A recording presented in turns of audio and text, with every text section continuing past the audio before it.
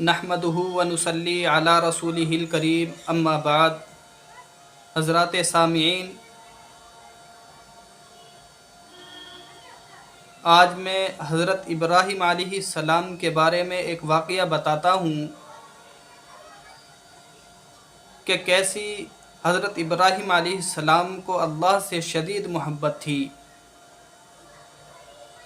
اور میرے دوستو، ہونا بھی چاہیے ایسا ہی کہ انسان اللہ سے اتنی محبت کرے کہ دنیا ہی میں انسان کو بشارتیں ملنے لگے۔ جب اللہ تبارک و تعالیٰ نے حضرت ابراہیم علیہ السلام کو خلیل کا لقب دیا تو اس وقت فرشتوں نے کہا، اے اللہ، آپ نے حضرت ابراہیم علیہ السلام کو خلیل کا لقب دیا ہے، کیا وہ آپ سے اتنی محبت کرتے ہیں؟ اللہ تبارک و تعالیٰ نے ارشاد فرمایا کہ اگر تمہیں شک ہو تو تم انہیں آزما کر دیکھ لو۔ اسی وقت ایک فرشتہ انسانی شکل میں زمین پر آیا۔ اس وقت حضرت ابراہیم علیہ السلام بکریاں چرا رہے تھے، اور حضرت ابراہیم علیہ السلام کے پاس آ کر اس فرشتے نے ایک دعا پڑھی، جس دعا کو ہم لوگ رمضان المبارک میں چار تراویح کے بعد پڑھتے ہیں۔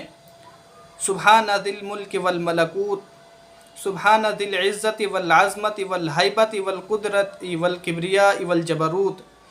یہ والی دعا پوری کی پوری اس فرشتے نے آ کر پڑھی۔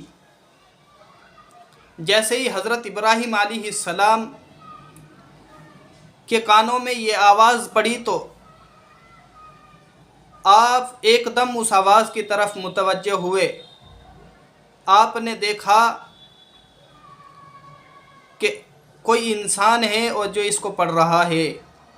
آپ اس کے قریب گئے اور آپ نے کہا کہ آپ ایسا کرے کہ اس دعا کو ایک مرتبہ اور سنا دیجئے۔ اس فرشتے نے کہا کہ میں سنا دوں گا، لیکن کیا دو گے؟ حضرت ابراہیم علیہ السلام بکریاں چرا رہے تھے۔ آپ نے کہا کہ آپ ایسا کرے کہ میری آدھی بکری لے لینا۔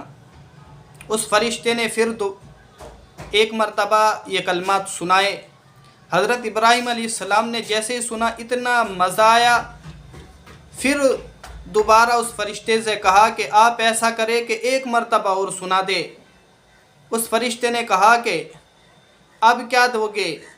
حضرت ابراہیم علیہ السلام نے کہا کہ میری آدھی بکریاں بچی ہیں، یہ آدھی بھی آپ رکھ لینا۔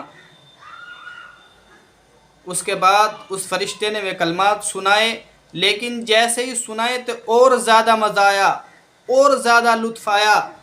حضرت ابراہیم علیہ السلام نے ایک مرتبہ پھر درخواست کی اور کہا کہ آپ ایک بار اور سنا دیں۔ وہ فرشتہ کہنے لگا کہ جناب، آپ پر تو اب بکریاں بھی نہیں ہیں، تو آپ کیا دو گے؟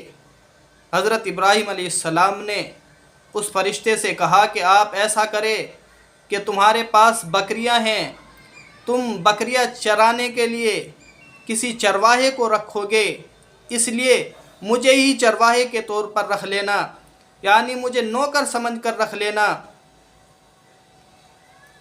بس جیسے ہی یہ الفاظ اس فرشتے نے سنے، ترنت کہنے لگا، اے اللہ کے نبی، میں تو ایک فرشتہ ہوں اور میں آپ کا امتحان لینے کے لیے آیا تھا۔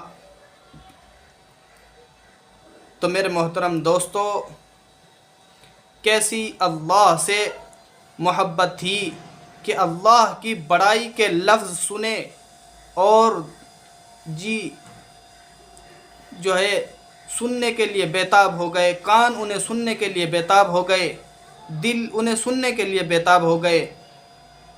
میرے محترم دوستو، اللہ تبارک و تعالیٰ سے ہم سب کو بھی ایسی محبت ہونی چاہیے۔ اور کیسی محبت ہونی چاہیے؟